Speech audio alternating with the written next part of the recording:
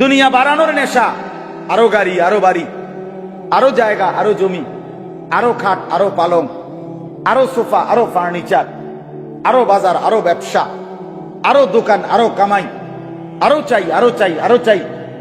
এই বাড়ানোর প্রতিযোগিতা, এই বাড়ানোর নেশা শাগালাকুম ফিদ দুনিয়া, তোমাদেরকে দুনিয়ার মধ্যে ডুবাইয়া ফেললো। ওয়া আনসাকুমাল আখিরাহ, হায় বান্দা আখিরাত ভুলাইয়া দিল, আখিরাত ভুলাইয়া দিল। 60 বছর আজও আখিরাতের সময় নাই, 70 বছর 50 বছর আজও সময় নাই। ব্যস্ত ব্যস্ত ব্যস্ত ব্যস্ত, দুপুরেও ব্যস্ত, রাতেও ব্যস্ত। সামান্য চা বিক্রি করে নামাজের টাইম নাই, একটা অটো চালায় নামাজের সময় নাই, সিএনজি চালায় নামাজের সময় নাই, 10,000 20,000 টাকার চাকরি করে। আহারে বান্দা, আল্লাহ যেন বলতেছে হায় অল্প কদ্দুরে এই চাকরি, এই কদ্দুরের জন্য নামাজ পড়ার কোনো টাইম নাই।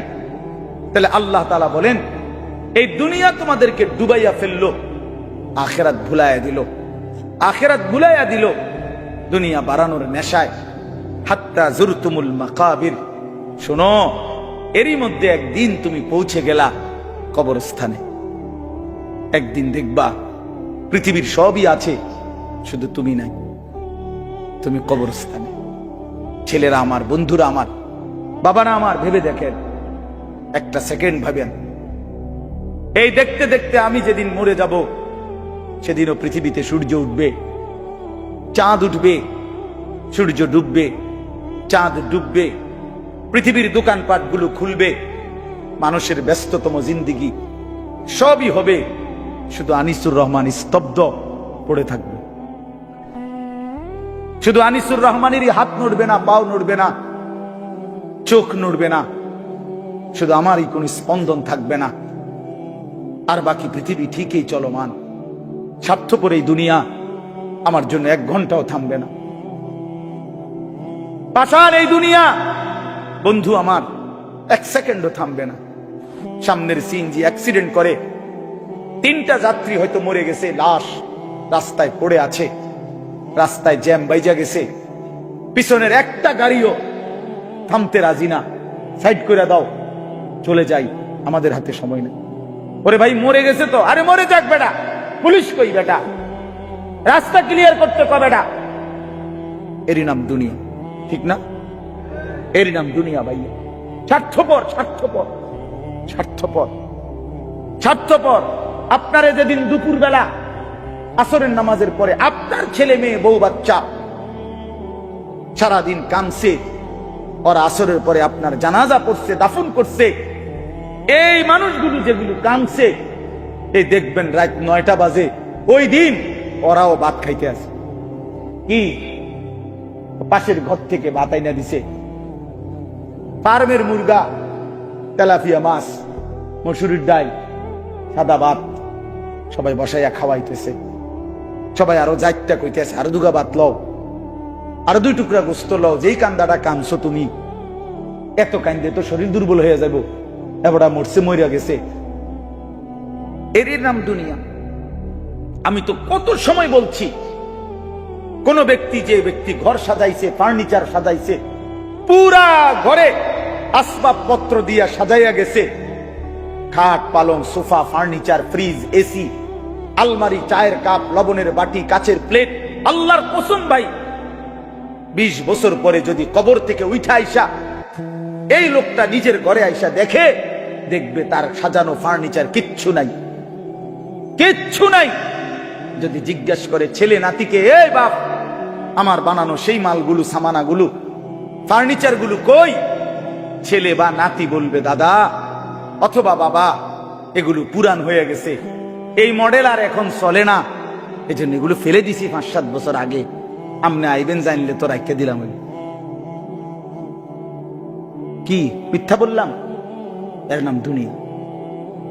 আমার দাদা মারা যাওয়ার 12 বছর পরে আমার জ্যাঠারে জিজ্ঞেস করছিলাম, ও আমার জ্যাঠারে চিনে, অল্প কিছুদিন আগে জ্যাঠা মারা গেছে। আমার জ্যাঠারে জিজ্ঞাসিলাম, জ্যাঠা 12 বছর পরে আমার দাদার স্মৃতিস্বরূপ আপনার কাছে তার আমার দাদার ঘরের কিছু আসেনি, একটা নুনের বাড়ি, কাচের প্লেট। আমার জ্যাঠা মাথা নামায় ফেলছে, চোখের পানি ছেড়ে দিয়ে বলছে, না বাতিজা, তোরে দেখাইবার মতো আমার কাছে কিছুই নেই, বাবার কোনো স্মৃতিই নাই, এর নাম দুনিয়া। ওমাল হায়াতুদ দুনিয়া ইল্লা মাতাউল গুরুর। আল্লাহ বলে, বান্দা দুনিয়ার জীবন শুধুই ধোঁকা, শুধুই ধোঁকা। ফামা মাতাউল হায়াতিদ দুনিয়া ফিল আখিরাতি ইল্লা কালিল। আল্লাহ বলে, আখিরাতের তুলনায় দুনিয়ার জীবন একদমই সামান্য। ওমা হাদিহিল হায়াতুদ দুনিয়া ইল্লা লাহবুন ওয়া লাইব। আল্লাহ বলে, দুনিয়ার জীবন আর কিছুই নয় বান্দা, শুধুই তামাশা, খেলাধুলা, খেলাধুলা। ওয়ালামু আন্নামাল হায়াতুদ দুনিয়া লাইবুন ওয়া লাহবুন ওয়া যিনা ওয়া তাফাখুরুন বাইনাকুম ওয়া তাকাসুরুন ফিল আমওয়ালি ওয়াল আওলাদ।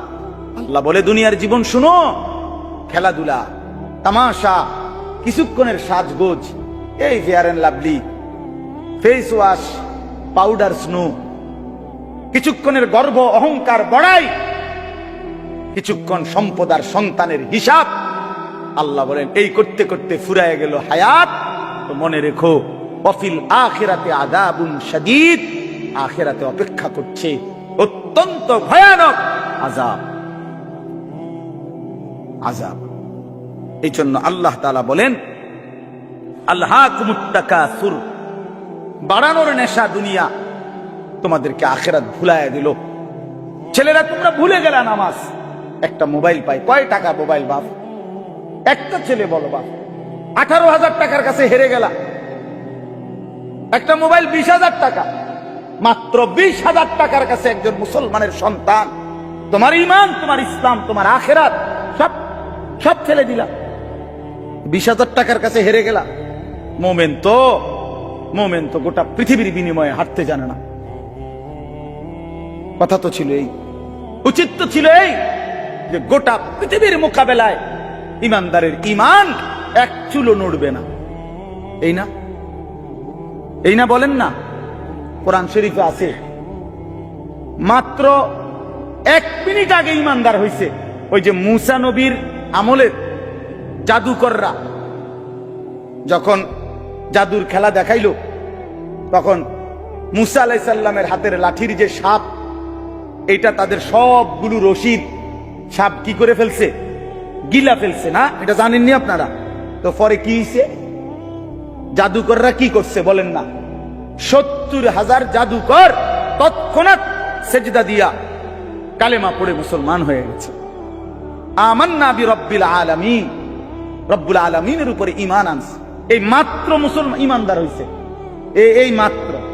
ফেরাউন সাথে সাথে বলছে, তোমরা আমার অনুমতি ছাড়া মুসার কালেমা গ্রহণ করিলা, লা উসাল্লিবান্নাকুম ফি জুযুইন নাখলি, খেজুর গাছের ডালের মধ্যে তোমরা টাঙ্গাইয়া আমি হত্যা করব, তোমাদেরকে নির্মম শাস্তি দেব যদি তোমরা ফিরে না আসো, ফিরে না আসো। তখন এই 70,000 জাদুকর, আল্লাহর কসম, কোরআন শরীফে আছে বন্ধু, এই 1 মিনিটে 10 মিনিটে ঈমান তাদের এত মজবুত হইছে, এত কঠিন হইছে যে এরা বলল ফেরাউনের দিকে তাকাইয়া, ফাকদি মা আনতা কাদিন ইন্নামা তাকদি হাদিহিল হায়াতিদ দুনিয়া। ফেরাউন, তোমার যা মন চাই তুমি তাই করো, এই দেহের উপরে কাইটা বুটি বুটি করে ফেলো, টুকরা টুকরা করে ফেলো। মনে রেখো, যাই তুমি করতে পারো তা কেবল দুনিয়ার এই শরীরটার উপরেই করতে পারবা। একটু পরে যখন রূহ চলে যাবে, তৎক্ষণাৎ মাওলার জান্নাতে ঢুকে যাব। করো মিয়া। এই ঈমান এত বড় সম্পদ, এত বড় নিয়ামত, এত বড় নিয়ামত, এত বড় নিয়ামত। ফেরাউন হযরতে আসিয়াকে, তার স্ত্রীকে শেষ পর্যন্ত শাস্তি দিতে দিতে, কোরআন শরীফ আছে, ওয়া ফিরআউনা যিল আওতাদ, ফেরাউন পেরেক মারছে, পেরেক। পেরেক গ্রাম নারা কি কোন, তার কাটা কয় যে পেরেক। এই পুরা শরীরের মধ্যে আসিয়ার পেরেক মারছে, পেরেক। পেরেক মাইরা কাঠের মধ্যে আটকাইয়া ফেলছে, আটকাইয়া বলছে রক্ত ঝরছে অঝরে। ফেরাউন বলছে, আসিয়া, এই শেষবারের মতো বলছি, ঈমান ছেড়ে দে, মুসার কালেমা ছেড়ে দে। আল্লাহর কসম, তাফসীরের মধ্যে আছে, হযরতে আসিয়া বলছে, ফেরাউন, রাজপ্রাসাদ ছেড়ে দেওয়া যায়, রানীর মর্যাদা ছেড়ে দেওয়া যায়, তোমার মতো বেটার স্ত্রী হওয়া ছেড়ে দেওয়া যায়, গোটা পৃথিবীর সব সম্মান মর্যাদা ছেড়ে দেওয়া যায়, কিন্তু কলিজার ভিতরে যে ঈমান বসছে সেই ঈমান ছেড়ে দেওয়া যায় না। তুমি জানো না, তুমি জানো না ঈমান কি বড় সম্পদ, আখিরাত কি বড় সম্পদ। শেষ পর্যন্ত ফেরাউন বলছে আসিয়াকে এই জীবিত এই অবস্থায় রাইখা, তাফসীরের মধ্যে আছে, ফেরাউন তার সৈন্যদেরকে বলছে তাকে চামড়া এই জীবিত রাইখা ছিঁড়ে ফেল, জীবিত রাইখা কাটো, চামড়া ছিল, ছাগলের চামড়া, গরুর চামড়া যেমন ছিলে এভাবে ছিলতে শুরু করো। হযরতে আসিয়া তখন আল্লাহকে বলছে, মাওলা, আমার এক্ষণ জান চলে যাবে, আমি জানি আমি শহীদ হয়ে যাব, তবে আমার শাহাদাতের পূর্ব মুহূর্তে এটাও কোরআনে আছে, উনি একটা দোয়া করছে, মাওলা শহীদ হব ঠিক আছে, কিন্তু আপনার কাছে আমার ফরিয়াদ, রব্বিবনি লি ইনদাকা বাইতান ফিল জান্নাহ, আপনার সাথে জান্নাতে আমার একটা ঘর দিয়েন, আমি আপনার সাথে, এটা মহব্বতের কথা, আপনার সাথে জান্নাতে একটা ঘর পেতে চাই। ওয়া নাজ্জিনি মিন ফিরাউনা ওয়া আমালিহি, ফেরাউন আর তার সমস্ত কুফরি কর্মকাণ্ড থেকে আপনি আমাকে রক্ষা করেন, আমারে রক্ষা করেন। ওয়া নাজ্জিনি মিনাল কওমিজ জালিমিন, জালেম সম্প্রদায় থেকে আমাকে রক্ষা করেন, আমি জীবন দিয়ে দিতে চাই, কিন্তু আপনার পাশে জান্নাতে একটা ঘর চাই। আল্লাহ তাআলা বলছে, জিব্রাইল যাও আমার আসিয়ার সামনে তার জান্নাতের ঘরটা ধরো, জান্নাতের ঘরটা দেখতে দেখতে আমার আসিয়া জীবন দিয়ে শহীদ হয়ে আমার কাছে চলে আসুক। এই জন্য বাপ, আখিরাত না ছাড়া, আল্লাহকে না ভুলা, আল্লাহকে না ভুলা, আল্লাহকে না ভুলা, আখিরাত হারাইলে সব হারাইলাম, আল্লাহকে হারাইলে সব হারাইলাম। ও দুনিয়া এগুলো কিচ্ছু না দোস্ত, ওইসব চাকরি ফাকরি কিচ্ছু না, ও সরকারি চাকরি বেসরকারি চাকরি তো কিচ্ছুই না, কিচ্ছুই না। রিজিক আসমানওয়ালা দেয়, কে দেয় বলেন না? হ্যাঁ, এমপিওভুক্ত চাকরি, এটা কোনো বিষয় না, রিজিক আসমানে। কোরআন শরীফের আয়াত তোমারে দেখাই, ওয়াফিস সামাই রিজকুকুম ওয়া মা তুআদুন, ওয়াফিস সামাই, ওয়াফিস সামাই, ওয়াফিস সামাই রিজকুকুম। কি বলো এমদাদ? শোনো, কোরআনে আল্লাহ বলছে, আল্লাহ বলছে আসমানে তোমাদের রিজিক, আসমানে তোমাদের রিজিক, আসমানে তোমাদের রিজিক। এমপিওভুক্তি চাকরির মধ্যে না। আনিসুর রহমান 9 বছর এমপিওভুক্তি চাকরি ছেড়ে দিতে, রব্বে কাবার কসম, এক লোকমা ভাতের অভাবে মরে নাই। মোতালেবও মরবে না ইনশাআল্লাহ, মোতালেব হোসেন সালিহিও মরবে না, মরবে না, মরবে না বললাম। ইজ্জতের রিজিক আল্লাহ তাআলা দেবে, তাকওয়ার মধ্যে রিজিক, হকের মধ্যে রিজিক, আল্লাহর গোলামির মধ্যেই রিজিক আছে,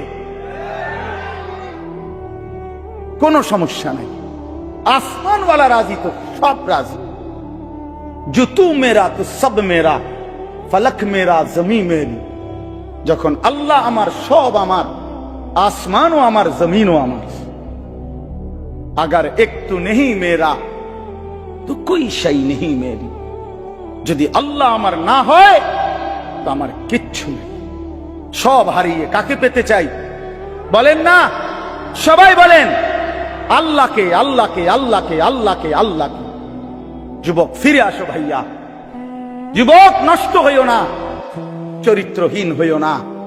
মনে রাখো বাপ, আমি বারবার এই কথা বলতেছিলাম, অসংখ্যবার বলছি গত কিছুদিন আগেও, যে ফিলিস্তিনের মুসলমান আজীবন রক্ত দিবে আর তুমি আজীবন মোবাইল টিপবা। তুমি কি ভাবছো? রোহিঙ্গা মুসলমান আজীবন জীবন দিবে, তুমি মুসলমান জীবনে আর নির্যাতিত হবা না। কি ভাবছো মনে করো? আজকে সেটা প্রমাণ হয়েছে। ইসকনের হিন্দু গুন্ডারা, ইসকনের সন্ত্রাসীরা, এই বেঈমানরা এই বাংলাদেশের জমিনে ইমানদার মুসলমান অ্যাডভোকেট সাইফুল ইসলাম আলিফের গর্দানে ছুরি রাইখা জবাই করে রক্তে লাল করে দিয়েছে, রক্তে লাল করে দিছে এই বাংলাদেশের চট্টগ্রামে। জানেন না আপনারা? শুনছেন কিনা আপনারা? হ্যাঁ, ছেলেরা বাপ টিপো, মোবাইল টিপো, নারী দেখো, উলঙ্গ ছবি দেখো, মনে রেখো বেঈমান সুযোগ পেলে ছাড়বে না, তোমারেও না আমারেও না। হুজুর মনে করছো পিঠা শুধু হুজুর রাখাইবা? হ্যাঁ, তুমি সিরিয়াসা পাইবা বইয়া বইয়া। সাইফুল ইসলাম হুজুর, কথা বলেন না কেন? অ্যাডভোকেট সাইফুল ইসলাম হুজুর সে বলেন নজরুল ভাই, আইনজীবী, 2.5 বছরের তার একটা বাচ্চা আছে, তার স্ত্রীর গর্ভে সন্তান আছে, গর্ভের সেই সন্তানটা তো বাবারে আর কোনোদিন দেখলো না। 2.5 বছরের বাচ্চাটা, আমার যে 3 বছরের একটা বাচ্চা আছে, আল্লাহর কসম প্রতিটা রাতের যদি 3টাও বাজে, আপনি আমার ড্রাইভাররে জিজ্ঞাসা করে দেখেন, আমার মেয়েটা সজাগ থাকে। আমার 3 বছরের মেয়েটা, আমি যতক্ষণ ঘরে না ফিরি, আমারে জড়াইয়া ধরে না ঘুমাইলে আমার মেয়ে আমার ঘুমায় না। এমন আদরেরই তো সন্তান সাইফুলের সন্তানটা।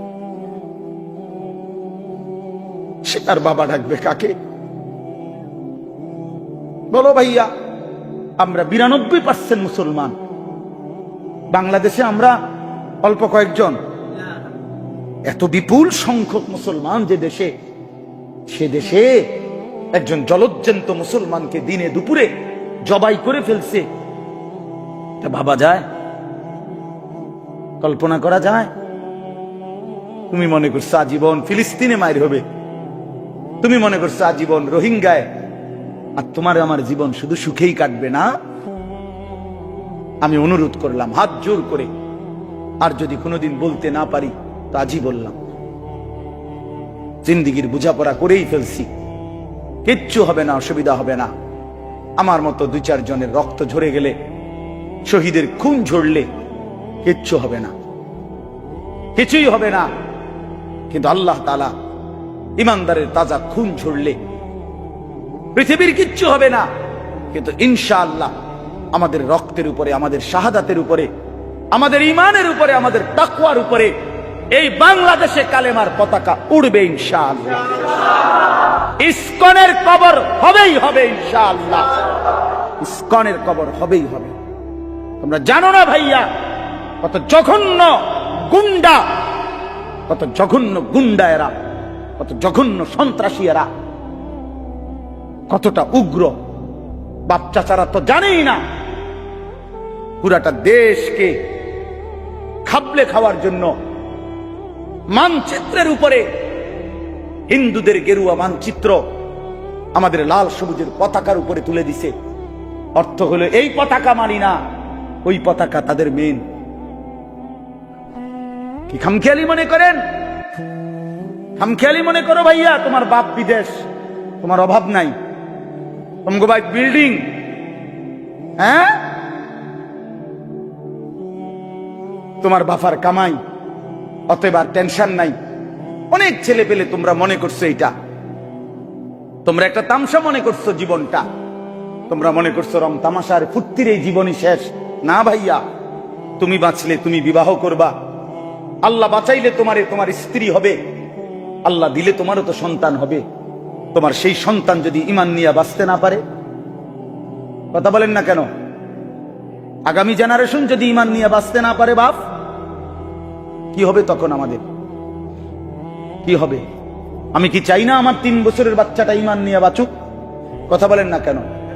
তাহলে অতএব আমাদের আল্লাহর সাথে সম্পর্ক, আমাদের ঈমান, আমাদের তাকওয়া, আমাদের জিন্দেগি আল্লাহর পথে থাকা, এর মধ্যেই আমাদের নিরাপত্তা। ওয়া'আদাল্লাহুল্লাযীনা আমানু ওয়া আমিলুস সালিহাত লা ইস্তাখলিফান্নাহুম ফিল আরদ। আল্লাহ তাআলা বলেন, ঈমান আর নেক আমলের বিনিময়ে আমি ওয়াদা দিলাম, জমিনের বাদশাহী তোমাদের হাতে তুলে দেব। বাদশাহী, হ্যাঁ, ওয়ালা ইউমাক্কিনান্না লাহুম দীনাহুমুল্লাযী ইরতাদা লাহুম, এবং তোমাদের দ্বীন আমি আল্লাহ তাআলা জমিনে বিজয়ী করে দেব। ওয়ালা ইউবাদদিলান্নাহুম মিন বা'দি খাউফিহিম আমনা, তোমাদের ভয় আতঙ্কের পরিবর্তে তোমাদেরকে শান্তি, নিরাপত্তা, ঈমান আর আমলের বিনিময়ে আমি আল্লাহ দুনিয়াতে দিয়ে দেব। সাফ আমার জাতিকে আমি সতর্ক করে দিলাম। আমার সন্তান তোমরা, আমার ভাই তোমরা, তুম করে আমরা বলে গেলাম, ফিরায় দিও না, ফিরায় দিও না। কারো কথায় প্রতারিত হইও না বন্ধু। তুমি আমার দলভুক্ত হইও না। আমার কোনো দল নাই, আমার কোনো দল নাই, আমার কোনো দলভুক্ত হওয়ার দরকার নাই। তুমি আল্লাহর পক্ষে থাকো, কোরআনের সাথে থাকো, রাসূলুল্লাহ সাল্লাল্লাহু আলাইহি সাল্লামের সুন্নাতের উপরে থাকো, বিদআতের বিপক্ষে থাকো, কুফরের বিপক্ষে থাকো, শিরকের বিপক্ষে থাকো। 5 ওয়াক্ত নামাজের সিজদা, এই কপালে গোলামীর সিজদা দাও। বলো ইনশাআল্লাহ, বলো ছেলেরা ইনশাআল্লাহ, বলো, বলো হিম্মত করে, জোরসে বলো ইনশাআল্লাহ। ফজরের নামাজ পড়বা তো ভাইয়া? বলো ইনশাআল্লাহ। পাক্কা নিয়ত করো, নিয়ত করো, ভালো হবে, পারবা তুমি। যুবক তুমি পারবা, তুমি পারবা। তুমি বুড়া না, তুমি অসল না, তুমি পঙ্গু না, তুমি প্যারালাইজড না, তুমি সুস্থ মানুষ। তোমারে আল্লাহ একটা সুস্থ শরীর দিছে। তুমি হিম্মত করলে ইনশাআল্লাহ ফজরের নামাজ জামাতে পড়তে পারবা। আল্লাহ তৌফিক দান করেন। গত বছর সন্দ্বীপ, আমি প্রতি বছরই যাই। গত বছর সন্দ্বীপে অক্টোবর মাসে 2023 সালে 4টা ছেলে কলেজ পড়ুয়া, তারা ফজরের নামাজ পড়ে সিদ্ধান্ত নিছে একদিন যে আমরা বাকি বন্ধুদেরকে ফজরের নামাজের জন্য ডাকবো। ফজর ক্যাম্পেইন, ফজরের জন্য গণসংযোগ। 4টা ছেলে, যে কিভাবে ডাকবো? আমরা একা একা ডাকবো, আর ছোট ছোট প্রোগ্রাম কইরা একটা কোরআন তেলাওয়াত, একটা হামদনাথ, আর ফজরের নামাজের গুরুত্বের উপরে একটু কথা বলে দোয়া করে দেব। এভাবে মহল্লায় মহল্লায় ঘুরে ঘুরে তারা গত 1 বছর ধরে ফজরের ক্যাম্পেইন করে গেছে। ফজরের জন্য উঠাইছে সন্দ্বীপ, বাংলাদেশে চট্টগ্রামে, যেটা বঙ্গোপসাগর পার হয়ে যাইতে হয় স্পিড বোট দিয়া। তো এই সন্দ্বীপে এই বছর বিশ্বাস করেন 19 নভেম্বর আমার সেখানে মাহফিল ছিল। রাত্রিবেলা যেই প্যান্ডেলে আমি ওয়াজ করছি, ওই প্যান্ডেলে তাদের মাহফিল ফজরবাদ, ওদের আলাদা মাহফিল, ওইটাতে আমা ফজরের পরে এই প্যান্ডেলের 2টার সমান হবে। পুরাটা প্যান্ডেল আধা ঘন্টার ভিতরে কিশোর, তরুণ, যুবক, পুরা প্যান্ডেল ভরপুর। হ্যাঁ বলতেছে ওরা, হুজুর একটা সাগরের পারে যেদিন আমরা সিদ্ধান্ত নিছিলাম আমরা ফজরের নামাজের জন্য ডাকবো, আমাদের এই 4 বন্ধুর নাম আর আমাদের সিদ্ধান্তটা আমরা লেখার জন্য একটা কাগজ পাই নাই। হাঁটতেছিলাম, একটু দূরে দেখছি একটা সিগারেটের প্যাকেট পড়ে আছে। আল্লাহর কসম ছেলেটা বলছে, সিগারেটের ওই প্যাকেটটা তুইলা কয় যে হুজুর এটার উল্টা পিঠে তো সাদা, বুঝেন না, এটার ইয়া করলে ভিতরের অংশটা সাদা না, ওইটার মধ্যে আমরা একটা কলম দিয়ে আমগো এই সিদ্ধান্তটা লিখছি যে আজকের থেকে আমরা ফজরের ক্যাম্পেইন করব, ফজরের জন্য আমাদের বন্ধুদেরকে জাগাবো। মাত্র 1 বছরের ব্যবধানে ওরা হিসাব দিছে প্রায় 4,500 ছেলে এখন প্রতিদিন ফজরের নামাজ জামাতে পড়ে। কি আশ্চর্য বিষয় বলেন। যুবক কি না পারে, নওজোয়ান কি না পারে। নওজোয়ান চাইলে বরবাদ করে দিতে পারে, নওজোয়ান চাইলে গড়ে দিতে পারে, নওজোয়ান চাইলে এই সমাজ মদের আড্ডা, জুয়ার আড্ডায় ভাসাই দিতে পারবে। আবার নওজোয়ান এই ছেলেগুলো চাইলে এই সমাজের প্রত্যেকটা যুবক কিশোরকে মসজিদেও আনতে পারবে। এই জন্য তোমাদের কাছে আমার আবদার, তোমরা দয়া করে এই ওলামা তলাবা ঐক্য পরিষদ, এটা নিছক একটা মাহফিল না, এটা আমাদের একটা উদ্দেশ্য, একটা মহৎ লক্ষ্য যে ওলামায়ে কেরাম, মাদ্রাসার তালিবে ইলম, সর্বস্তরের ছাত্র জনতা সবাই মিলে চলো আমরা এই সমাজ পরিবর্তনের জন্য প্রত্যেকেই কিছু না কিছু কাজ করি। বলো ইনশাআল্লাহ, নিয়ত করে বলো ইনশাআল্লাহ। এই সমাজের জন্য কিছু করবা তো ইনশাআল্লাহ। আল্লাহ তৌফিক দান করেন। আল্লাহ তাআলা বলেন, এই শেষ তরজমা বলি, আল্লাহ বলেন, বান্দা দুনিয়ার মধ্যে যে ডুবে গেলা, আখিরাত যে ভুলে গেলা, একদিন কবরেই চলে আসলা। কাল্লা সাউফা তা'লামুন সুম্মা কাল্লা সাউফা তা'লামুন, শোনো কবরেই তুমি জানতে পারবা তোমার এই নাফরমানির পরিণতি কি। আবার তুমি হাসরের ময়দানে জাহান্নামে জানতে পারবা তোমার এই নাফরমানির পরিণতি কি। কাল্লা লাউ তা'লামুনা ইলমাল ইয়াকিন, আল্লাহ বলেন আমি তোমারে কবরের শাস্তি দিয়া জানাবো, আমি তোমারে জাহান্নামের শাস্তি দিয়া বুঝাবো আমার নাফরমানির শাস্তি কি। কাজেই তুমি যদি আজকে দুনিয়ায় থাকতে কোরআন সুন্নাহর আলোকে, ওলামায়ে কেরামের কথার আলোকে তুমি যদি নিশ্চিত জ্ঞান অর্জন করতা যে হ্যাঁ এটাই আমার দায়িত্ব, আখেরাত, কবর, হাসর, মিজান, ফুলসেরাত, আল্লাহ বলেন তাইলে কিন্তু খুব ভালো হতো। আজ যদি বুঝা নিতা, আজকা যদি ইয়াকিন হইতো, এখন যদি তোমাদের কলিজার মধ্যে বসতো যে কবর, হাসর, আখেরাত, মিজান, ফুলসেরাত, তাহলে কাল্লা লাউ তা'লামুনা ইলমাল ইয়াকিন, এখন যদি বুঝতা, মানতা, বিশ্বাস করতা তাহলে ভালো হতো। কারণ তাইলে নামাজ পড়তে পারতা, হারাম থেকে বাঁচতে পারতা, গুনাহ ছাড়তে পারতা। আল্লাহ বলেন যদি না করো তাহলে মনে রেখো লাতারাবুন্নাল জাহিম, অল্প সময় পরে হাসরের ময়দানে এই দুই চোখে সচক্ষে জাহান্নাম দেখবা। সুম্মা লাতারাবুন্নাহা আইনাল ইয়াকিন, সেদিন কিন্তু আযাব আর জাহান্নামের ব্যাপারে তোমার চোখে দেখা নিশ্চিত ইয়াকিন হবেই হবে। আজ তো মানলা না, কিন্তু সেদিন তো ইয়াকিন হবে, সেদিন তো অস্বীকার করতে পারবা না যখন দুই চোখে দেখবা। আপনাদেরকে বলি, এই যে এইটা যে একটা গ্লাস আপনারা দেখতেছেন তো কদে যে হইলে যে কইলেন কেন বলেন, বলেন এটা একটা গ্লাস যে দেখতেছেন, কি এটা? ধরেন এটা একটা গ্লাস। আরে আবার দেখেন কেমনে এত নিশ্চিত হইলেন? প্রধান বক্তা কইলাম আমি, আপনি কি কইবেন? ধর বেটা তোমার মতো প্রধান বক্তার খেতা গিলে বেটা, এটা আমি চোখে দেখতেছি টিস্যু বক্স, আপনি এটা গাছ জোরে কইলি বেটা গেলাস, ঠিক কিনা বলেন? এটা চোখে দেখা নিশ্চিত যে এটা কি টিস্যু বক্স। আল্লাহ তাআলা বলে জাহান্নামকে এভাবে চোখে দেখবা বান্দা, সেদিন আইনুল ইয়াকিন হবে, সেদিন নিশ্চিত ইয়াকিন হবে, সেদিন বুঝবা।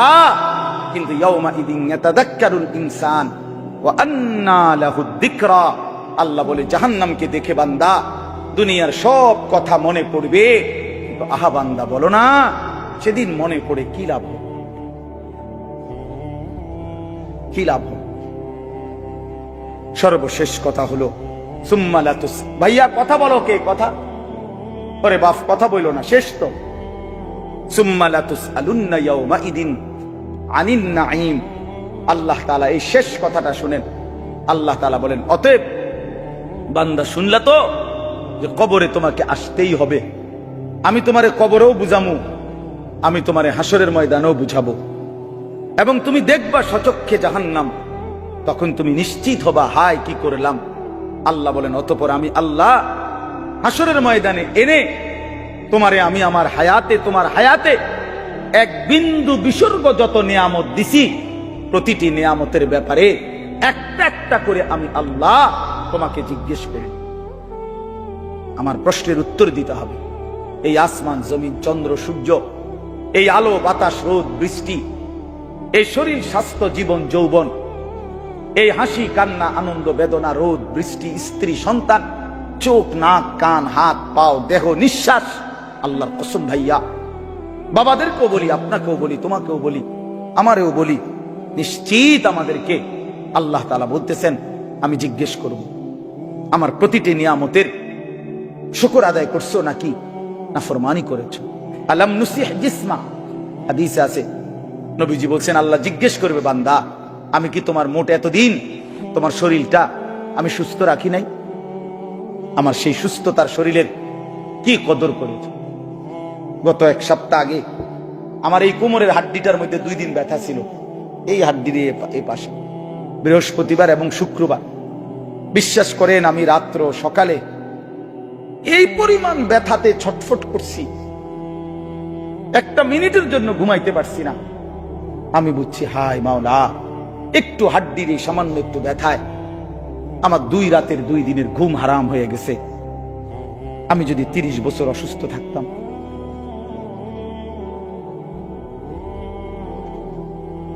বলো ভাইয়া, তো আল্লাহ তাআলা বলবে বান্দা বলো না সুস্থ ছিলা কতদিন, অসুস্থ ছিলা কতদিন, পেটে ব্যথা ছিল কতবার, কতদিন পেট ভালো ছিল, কতদিন মাথা ব্যথা করছে, কতদিন মাথা ভালো ছিল, কতদিন আমার দেওয়া নুরভিকা মিনাল মা, প্রতি ফোঁটা পানি যে পান করছো আমি সেটার হিসাব চাই বান্দা। প্রতি লোকমা খাবারের হিসাব দাও, প্রতিটা নিঃশ্বাসের হিসাব দাও, চোখের প্রতিটা পলকের হিসাব দাও। আল্লাহর কসম, আল্লাহ বলছে ফাওয়ারাব্বিকা লানাসআলান্নাহুম আজমাইন, বান্দা কসম করে বলছি আমি কিন্তু তোমাদের সকলকে জিজ্ঞেস করব। ওয়াকিফুহুম ইন্নাহুম মাসউলুন, আল্লাহ বলবে হাসরের ময়দানে, ফেরেশতা আমার বান্দাদেরকে দাঁড় করাও, একটা একটা করে জিজ্ঞেস করা হবে।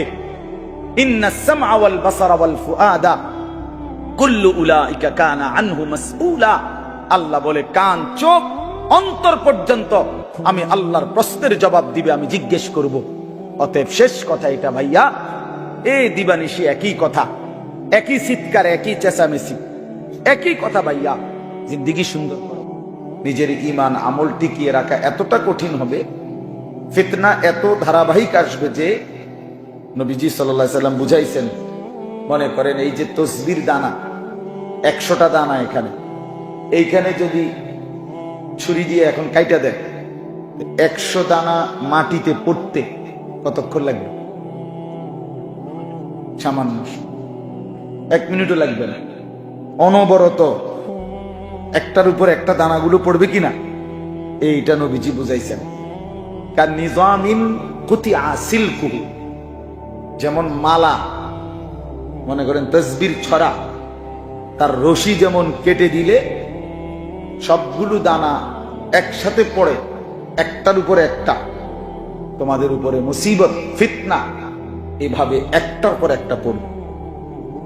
কোনটা সামান্য, কোনটা সামান্য?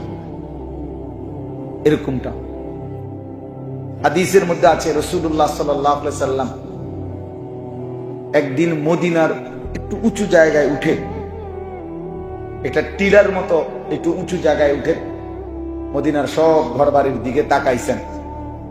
তাকাইয়া নবীজি সাহাবীদেরকে বলতেছেন, সাথে যারা আছে, ইন্নী লা আরাল ফিতানা কামাওয়াকিল কাতরি খিলালা বুয়ুতিকুম, আমি দেখতেছি তোমাদের প্রতিটা ঘরগুলোতে বৃষ্টির ফোঁটার মতো ফিতনা পড়তেছে, বৃষ্টির ফোঁটার মতো।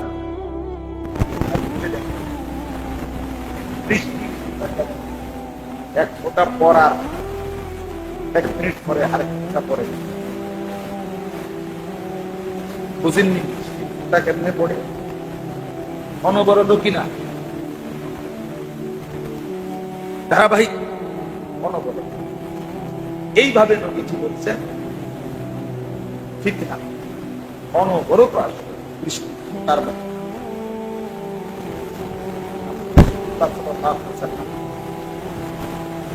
হাদিসে স্পষ্ট, আমি নিজে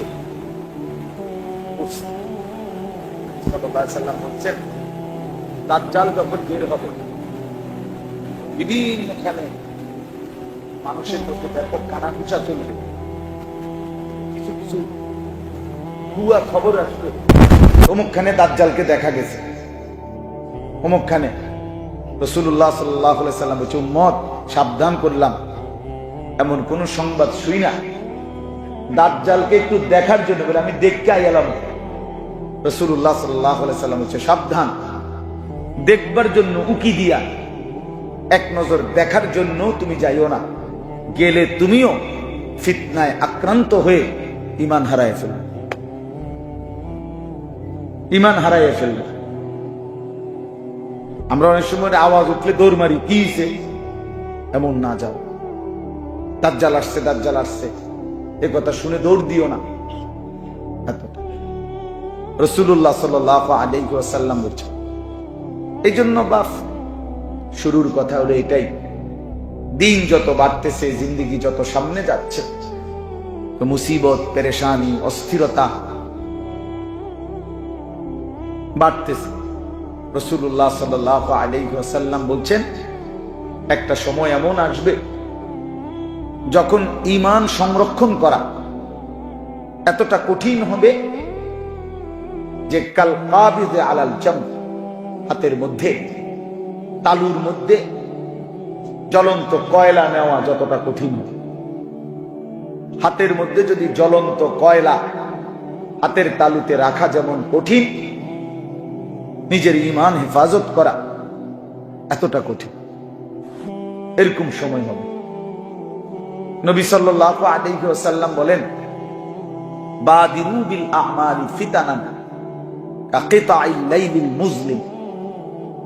নবীজি সাল্লাল্লাহু আলাইহি ওয়াসাল্লাম বলেন, শোনো আমার উম্মত, সময় থাকতে ফিতনা অতিরিক্ত আসার আগে আগেই নেক আমলগুলো জলদি জলদি করে ফেলো, দ্রুত দ্রুত। এখন সময় আছে, যতক্ষণ সুযোগ আছে নেক আমলগুলো জলদি জলদি করো। নামাজ, রোজা, দান, সাদাকা, জিকির, তেলাওয়াত, তাহাজ্জুদ দ্রুত করো, দ্রুত। ফিতনা আসতে আসতে। ফিতনা কেমন আসবে? নবী সাল্লাল্লাহু আলাইহি সাল্লাম বলেন, কাকিতাইল লাইলিল মুজলিম, অমাবস্যার অন্ধকার রাতে যেমন মানুষ পথ হারায় ফেলে, এইরকম ফিতনা আসবে। অর্থাৎ চারিদিকে বেদিশা হইয়া যাইবা, এত বেশি অন্ধকার যে নিজের শরীরে দেখা যায় না। অমাবস্যার অন্ধকারের মতো তোমাদের উপরে ফিতনা আসলো, তখন আর আমল করার সময় পাইবা না। আমি একটা ছোট্ট উদাহরণ দিই বুঝানোর জন্য। আমি একবার কুমিল্লা একটা হোটেল থেকে রাত্রেবেলা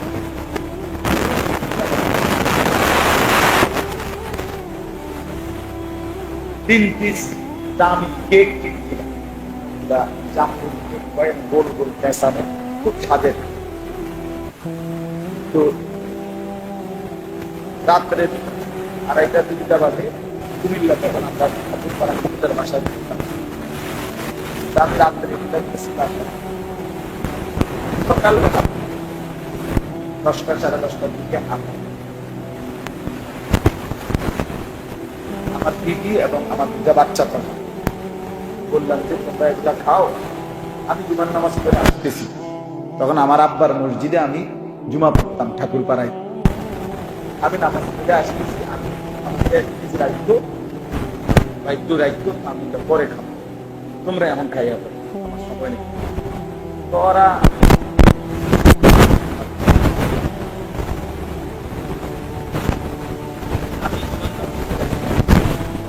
তিনজনই ঠিক হইয়া পড়ে, এত বেশি অবস্থা খারাপ পেটে, তিনজনকেই তার টাওয়ারে হসপিটালে। এখন তিনজন তিন সিটে, মেয়েটা একটা সিটে দিছে, ছেলের একখানে দিছে, দিদির একটা সিটে দিছে। এখন আমারে ডাক্তারে একবার বলতেছে এটা আমি শরীরের লেগে, একবার মেয়ের লেগে। আমি সোজা পাগল হয়ে গেছি। আমি ওর কি করি? ওর কাছে যাইতাম না, এর কাছে যাইতাম না, এর কাছে যাইতাম, একই টাইম। আমার বোঝানোর উদ্দেশ্য হলো মুসিবতটা যখন একসাথে হয়ে যাবে,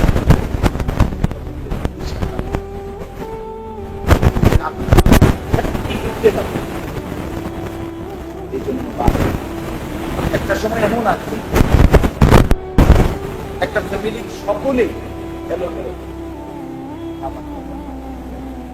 আমার ছেলেটাও এলোমেলো, মেয়েটাও এলোমেলো, ছেলের বউটাও এলোমেলো, মেয়ের জামাইটাও এলোমেলো, নাতি নাতনিগুলোও এলোমেলো, সবাই এক একজন এক এক মতো। আমার জিন্দিগির আর কি ঠিক করবো, কাকে বুঝাবো? এই জন্য আজকে একজন মুসলমান তার ঘরের মানুষগুলোর প্রতি তার কোনো নিয়ন্ত্রণ নেই। খাট পালং সোফা ফার্নিচার এটি খুব সুন্দর, বার্নিশ চমৎকার, ইট বালু সিমেন্ট সব 1 নাম্বার, কাঠ 1 নাম্বার, সব খুব সুন্দর। আপন সন্তান, আপন পরিবারের মানুষগুলোর উপরে যে মানুষটা অভিভাবক, রোজগার করে, উপার্জন করে, এই বেচারার কোনো নিয়ন্ত্রণ নেই। চোখের সামনে ছেলেটা, আমি বাপ, অথচ এটা আমার সন্তান। এই ছেলেটার বাপ দাদার কারোর সাথে তার চুল, চেহারা, চলা ফেরার কোনো মিল নেই। মেয়েটা মেয়েটার মতো, বউ বউর মতো। যার মন চায় মোবাইল টিপে, যার মন চায় আড্ডা দেয়, যার মন চায় ছবি দেখে, যার মন চায় টেলিভিশন দেখে, যার যেটা মন চায় সে ওইটা করতেছে। বউয়ে টেলিভিশন দেখতেছে, ছেলে মোবাইল টিপতেছে, মেয়ে অন্য ছেলের সাথে কথা বলতেছে, সবাই নাফরমানির মধ্যে ব্যস্ত। আর এই বেচারা মাথার ঘাম পায়ে ফেলে এদের জন্য টাকা পয়সা, বাজার সদাই, ঘর দুয়ার, ফার্নিচার, এগুলো ব্যবস্থা করতে করতে তার জানটা শেষ হয়ে যাচ্ছে। কিন্তু যাদের জন্য উপার্জন করতেছে তাদের কারো উপরে তার কোনো নিয়ন্ত্রণ নেই। এর চাইতে বড় দুর্ভাগ্য, এর চাইতে বড় বদনসিব আর কি বলেন? আমার আজীবনের চিল্লানি এটা, সারাটা বছর আমি এই চিল্লাই কথা, সারাটা বছর আমার এই একই চিল্লানি, একই আহাজারি করি যে কিরে বাপ, পুরাটা জীবন কষ্ট করে মাথার ঘাম পায়ে ফেলে এই টাকাগুলো রোজগার করতেছেন, এত কষ্ট করে এই ঘর সংসার সাজাইলেন, অথচ এই নাফরমান সন্তান খোদার 365 দিনে কোনদিন এমন সুন্দর তরতাজা ছেলে, 16 বছর 14 বছর, কোনদিন ফজরের নামাজ পড়ে না, খোদার একটা বছরে কোনদিন এত বড় জানোয়ার মুসলমানের বাচ্চা হয় কেমনে?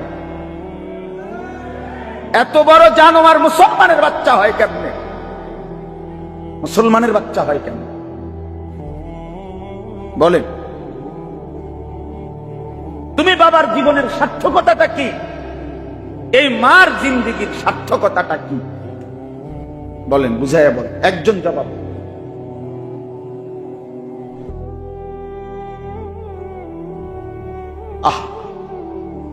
খাট বানাইল 40,000 টাকা দিয়া, আর সেই খাটের মধ্যে শুইয়া সারা রাত ছেলে উলঙ্গ ছবি দেয়। সোফা বানাইলেন 70,000 টাকা খরচ কইরা, সেই সোফাত বৈশা বউ বাচ্চা, নাতি নাতনি সারাক্ষণ রঙিন টেলিভিশনে নাচ গান, নাটক, সিনেমা, নর্তকীর ছবি দেখে। এই ছিল মুসলমানের জীবন? এটাই আপনার জীবনের সফলতা? এটাই জীবনের চাওয়া পাওয়া ছিল?